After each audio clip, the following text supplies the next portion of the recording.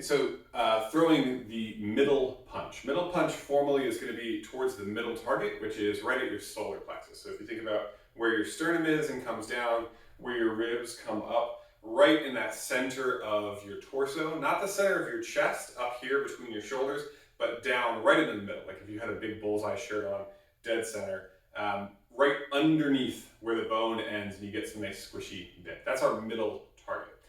So if I was looking at middle punch from horse stance, I'm going to extend one hand, whichever one is punching, and rotate until I get to this 3/4 punch position. So not fully vertical, not fully horizontal, but about 3/4 of the way over. I'm keeping my hand nice and tightly balled in a fist, so I curl from the fingers all the way in, thumb locks over the top, never on the inside, and not up here either. I'm on that second set of knuckles. So I curl into my fist, I'm gonna rotate out towards middle target. Notice I'm not locking out my elbow. I never want to fully extend the arm, especially if I'm going to be making contact with something. I'm keeping just a tiny bit of bend so that I have some give, I have some shock absorption in the limb. Rotating on the way out, and ideally, right as the rotation finishes, my extension finishes and everything lands together. Once I have one arm out, I'm going to push and pull to hit with the other hand. So as this hand is pulling back to chamber, the opposite hand is extending to hit. And I'm every time right at that middle target.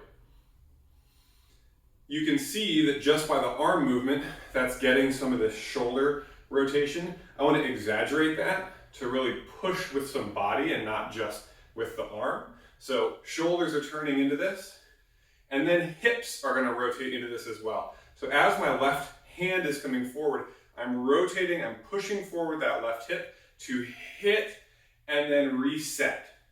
Hit and reset. So I'm extending the body into this hit, and then I settle back down into my horse stance so I don't end up with this weird twist in my posture. So one and back, hit and back, hit and back, hit and back.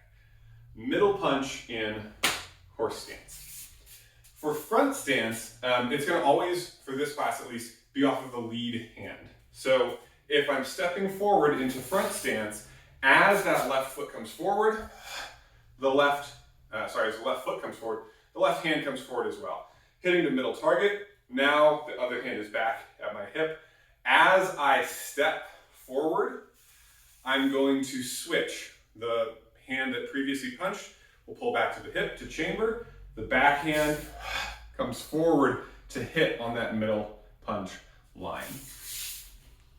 Ideally, everything happens together. So as I hit, as I move forward, the foot stops moving, the hand lands all about the same time. So that the body weight pushing forward lands more weight into the punch.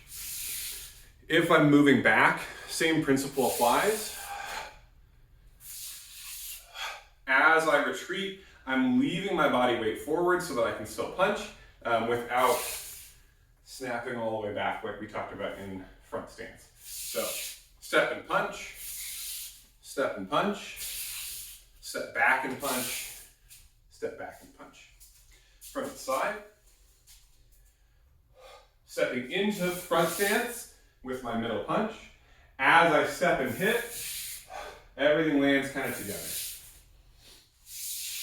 As I move back, same idea. And even more than the horse stance, you can really see the hip movement on my front stance middle punch. So as the foot comes forward and I land, it's that turn forward of the hip that drives the punch, and then again I relax back to my sort of neutral stance. So I'm not just turning the shoulders on their own, but I'm turning the hip into it and then resettling. So we've got middle punch, classic center of torso target, either in the horse stance or the